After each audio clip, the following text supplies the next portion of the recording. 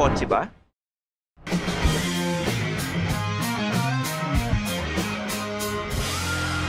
Feel kotse na.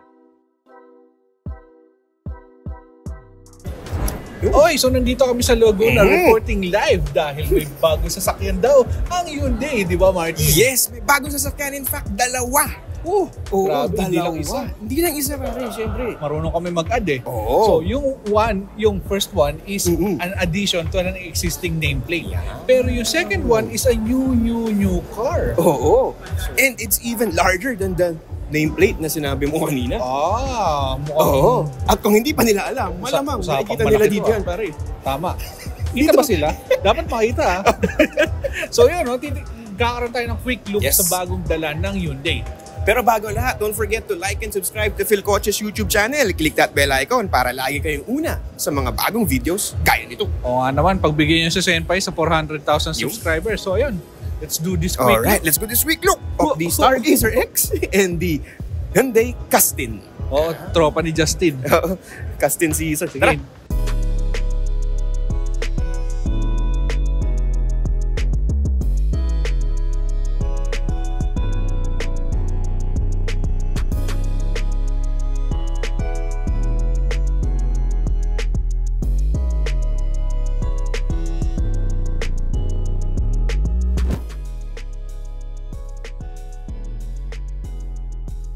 Okay, so dito naman tayo sa harap ng Stargazer X, no? Ang tanging X na magugustuhan nyo.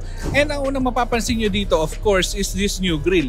They call it a 3D black grille with chrome inserts. Very literal, no? Pero ang ganda niya tingnan and very different siya compared dun sa stock na Stargazer. And ano pang naiba dito? Revised din ang ating lower bumper design. And kung makikita nyo dito sa headlights, meron ng black inserts between the lighting assemblies. Tapos, ang isang subtle difference dito ay ang kanyang hood. Kasi yung sa normal Stargazer, plain yung hood natin na flat lang. Dito, meron na tayong contours dito sa taas and dito sa dalawang sides niya. Kaya medyo mas macho ang appeal niya dito sa harap. So yun, punta naman tayo sa sides. Okay, so dito naman sa side ng Stargazer, makikita nyo, meron na tayong body cladding. Hindi tulad doon sa Stargazer na stock na meron lang wheel arcs na contour. Dito, meron talagang cladding. And ang ganda ng design detail niya kasi tinuloy niya dito sa may door kahit na mukhang putol. Ang ganda pa rin tignan. And ang ating wheels, bago ang design and mas malaki siya slightly.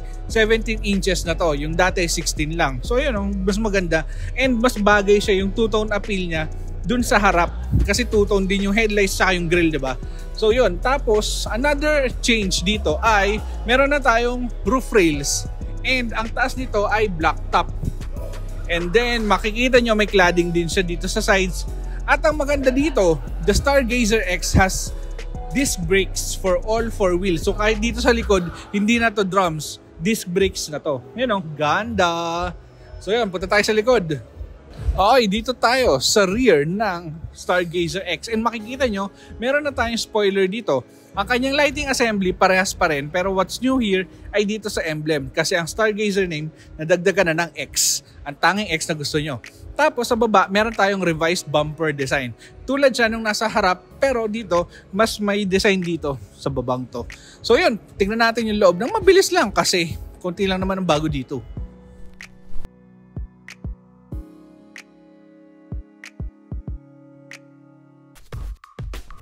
Okay, so dito naman tayo sa loob ng Stargazer X.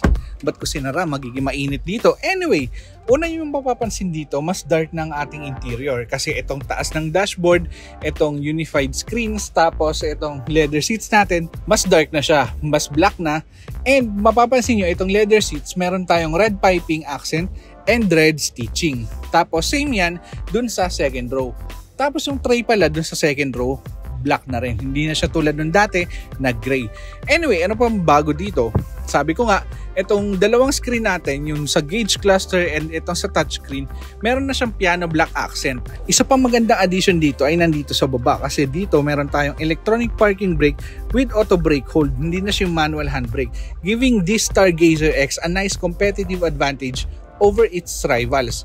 So yun ang majority ng bago dito sa Stargazer X. It's mostly an aesthetic change, tapos may konting functional changes din dito sa loob for the driver and for everyone. So, ano bang meron doon sa isa? Tignan natin kay Martin, samahan natin siya ron. Marts!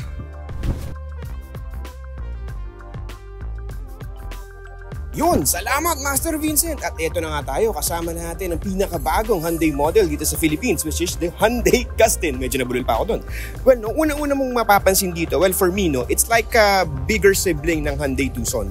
One is that medyo hawig siya when it comes to sa grille design niya.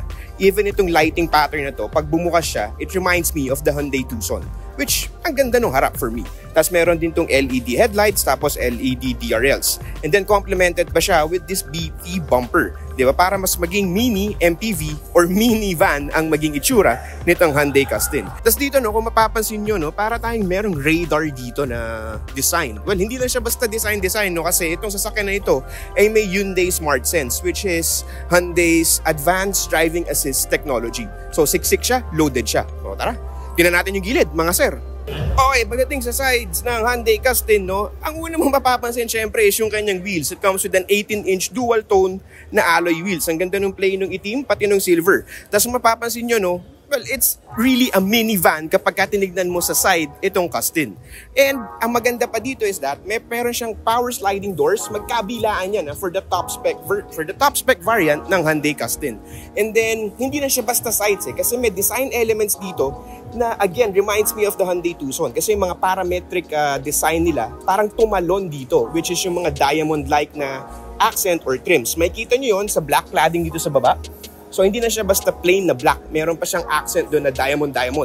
And makikita nyo rin siya dito sa door handles. Yung chrome niya, may accent na diamond din, no? For me, maganda kasi bago, but I'm not much a fan of it. Medyo masyadong bling-bling for me, no? But then again, yun pa rin yun. So pagdating mo dito, tawid tayo hanggang dito sa likod, no? Mapapansin nyo na yung kanyang kung bakit may hati dito. Kasi that explains nga na meron tong sliding doors. And like I said before, or like I said kanina, naka-power sliding doors itong top spec Hyundai Custom sa magkabilang pintuan. Alright, gusto nyo silipin yung likod kasi nandito yung isa sa mga favorite design details ko sa minivan na to. Tara! Katinginan lang tayo. Tara. Okay, pagdating dito sa rear, gaya na sabi ko, nandito yung isa sa mga favorite design details ko sa Hyundai Custom. And malamang nakikita nyo na yun. Yun ay yung kanyang LED taillights. Kasi it wraps around doon sa buong likod ng Hyundai Custom. Although, wag tayo magpapatrick ng masyado dahil may hati siya dito. But then again, it creates that illusion na one seamless siyang line pagka tinignan mo from the likod or from the behind. Tapos ang isa pang maganda dito, para siyang spear-like eh. Alam niyo yun? Or iba, nagburakay kayo, nagpa-fire dance. Pwedeng ganun yung itsura niya eh. But for me, it works at ang ganda at nakapagbibigay ng distinctive appeal dito sa Hyundai Custom. And then meron na rin tayo ditong spoiler integrated with third brake light. And then pagdating mo dito sa baba, meron siyang beefy bumper complemented by a black cladding tsaka flat silver na trim. Which for me works kasi hindi siya OA na masyado at buti na lang hindi nag-extend dito yung diamond pattern na nakita natin sa sides na black cladding. Dito mas simple but it works. Yung diamond pattern na yun, makikita nyo lang dito, hint ng onte sa sides na nandun siya rin. No? Para lang design continuity. So yun. Ganda pa pala nung placing ng Hyundai logo dito. Very loud and proud. O tara, pasok tayo sa loob. Mabilis lang. Yan, mabilis lang.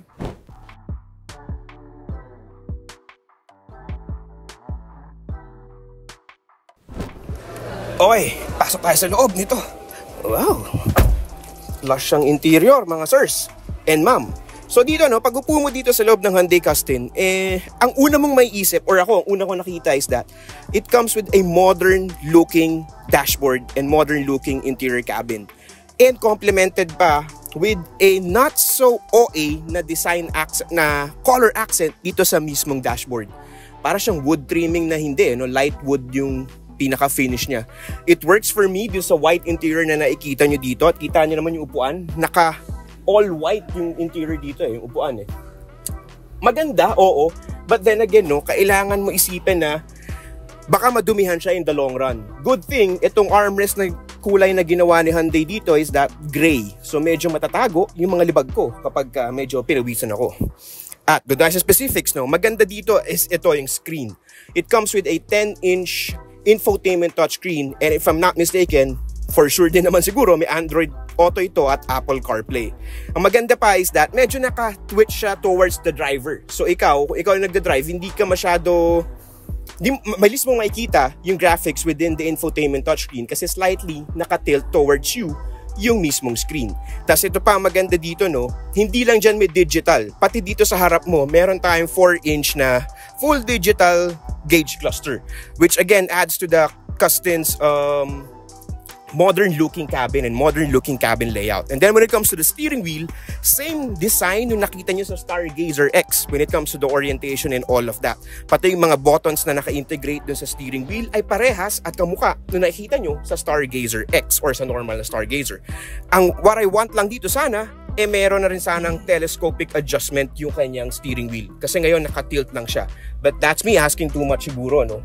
And then, bating tayo sa gitna, no? Meron tong wireless charging pad, which is another plus for me. And meron din USB port doon pag kailangan mo mag-charge. Only problem ko lang, parang aliit ng cubby hole dito.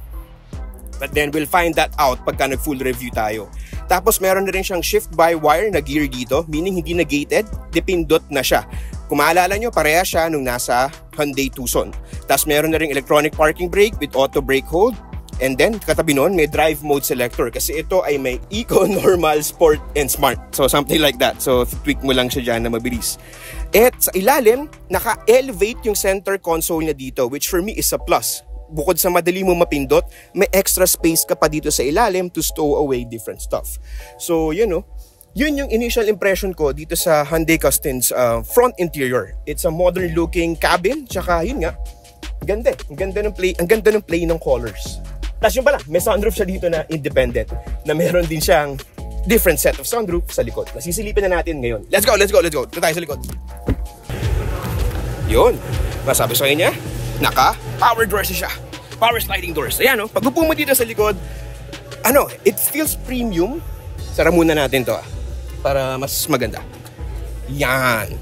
Pag upo mo dito sa likod, yun agad yung pumasok sa isip ko. It feels premium kapag nandito ka na nakaupo sa second row. Thanks to the captain seats, saka yung materials na ginamit dito Premium-like yung naka-integrate na materials dito sa second row ng Hyundai Custin. Maganda pa is that ang laki nung iyong windows dito. Kung maaalala nyo yung Staria, ang laki din ng windows nun So parang nag-extend siya dito sa Hyundai Custin. Tapos meron pa tayong shade in case na gusto mo ng added privacy or whatnot, pwede mo iangat yan. And then dito may tray tayo. Di ba? Okay yan. Tapos push to eject. Meron pang cup holder sa gilid. Galing, di ba? So sara muna natin since nakita na natin yan. Tapos meron tayong pocket dito para pwede mo suksukan na kung ano-anong gamit. Pero what stands out for me dito sa likod is yung kanyang center na console sa likod Ayan Bukod sa may AC vent siya, meron ding ventilation function yung second row captain seats itong Hyundai Custin. Bukod sa ventilation, meron din nung pampainit ng puwet. So kung nalalamig ka. So yun nga may dalawang USB ports at ito pa, merong wireless charging pad dito. Ito nga pala yung mic ko. Merong wireless charging pad dito. Diba? So added yun na for me premium quality ng sasakyan na ito. Tapos yung mismong upuan, marami siyang adjustment. Meron siyang recline, tapos balik doon. Pati matataas mo rin tong yung pagka nagtodo recline ka, tataas tong dito sa may bandang legs mo. Tapos yun access to the third row, medyo masikip ng onte I'm not sure kasi kung nauusod to ngayon kung nauusod to the side, hindi ko lang siya pa pero antayin niya sa full review. But malamang dito yung access mo sa gitna para makapunta ka doon sa likod na pwede umupo up to 3 adults. Pero it might be a tight squeeze to sa taong nasa gitna. At matitest natin yun pag full review na natin itong Hyundai Custin. And of course, hindi siya gumagana ngayon dahil nakapatay yung engine. Meron din tong sunroof dito sa likod. Ayan comfy yung upo ko dito. Alright, Hyundai Custin. Nice one. Take note lang, mas malaki ito sa Innova and yung wheelbase niya mas mahaba compared sa Geely o Kavango. Pero mas maliit pa rin siya sa Staria. Ayun. Let's go. Drive na tayo. What? Okay, we're now driving the new Hyundai Custin. And take note lang, this this minivan is powered by a 1.5-liter turbo gasoline engine that delivers 168 horsepower and 253 Nm of torque. And then the engine is connected to an 8-speed automatic transmission. And no initial, dinadrive natin siya dito within Lake Hall, dito somewhere in Laguna. Ang una ko napansin is that yung ride niya is plush eh. Komportable siya. Well, given na paved road yung dinadaanan natin ngayon. But it feels nice. But kung ikaw yung nagda-drive, no? Complemented pa yon ng steering wheel mo na hindi masyado light. Surprisingly, it's not that light. Medyo may hint ng firmness yung steering input niya. In that sense, mas may control ka over the vehicle. And then in terms of power delivery naman, no, I can say na maganda yung power delivery so far nitong 1.5-liter na turbocharged gasoline engine natin. Kasi, despite the size of the vehicle, kaya niya eh. Although yun, may a bit of konting delay kapag diniin mo yung gas pedal when you want to speed up, di ba? Well, normal naman na yun considering medyo malaki yung vehicle natin. But then again, no, mas maganda pa at mas matitignan natin yung full potential nitong sasakyan na ito once we fully reviewed this car. And so far, no, ikot lang tayo ulit, no? So when it comes to turning radius, so far okay din naman siya, no, considering its size. Tapos, kapag nag-reverse tayo, syempre, meron tong 360-degree camera. And from what I'm seeing right now, yung resolution niya, maganda. Well, given naman na umaga and all that, no? Pero so far, it's so good. Tapos, meron pang dynamic guidelines for you to know kung saan talaga eksakto pupunta yung vehicle or kung saan magsi-steer towards yung vehicle mo. And then in terms of, yun nga, no, sabi ko kanina, the ride is good, no? Yung suspension tuning nito leans on for me, nasa gitna. It's not too soft and it's not too firm.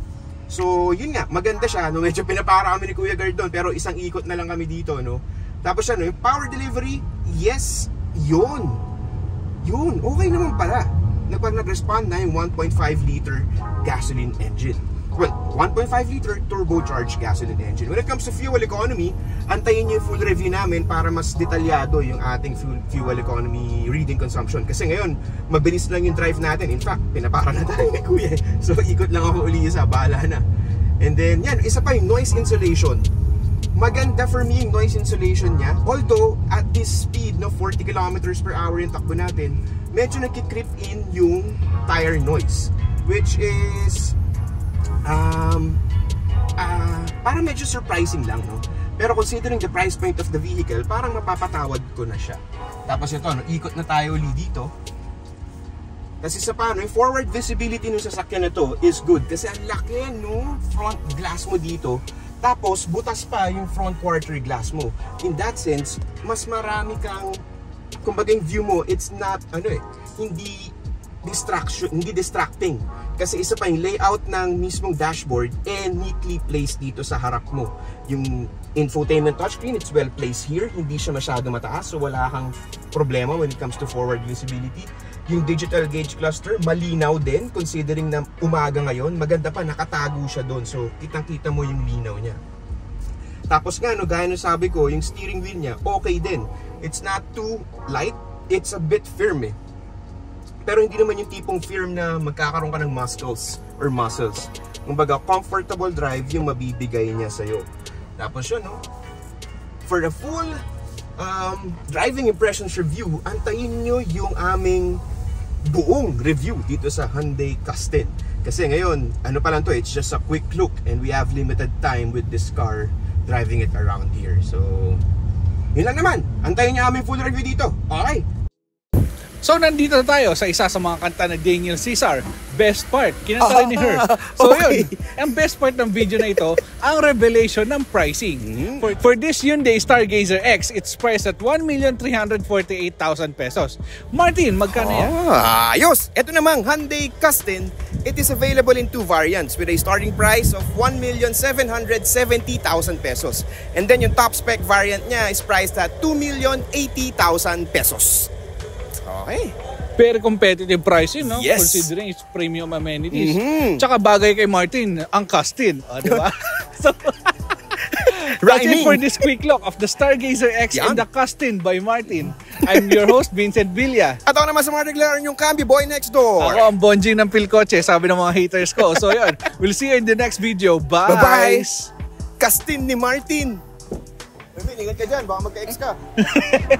Thanks for watching. For the latest news, reviews, and anything you want to know about cars and car ownership, visit philcoche.com. Follow us on YouTube, Facebook, Instagram, and Spotify para hindi ka huli sa usapan. Tandaan, kotse ba? Philcoche na!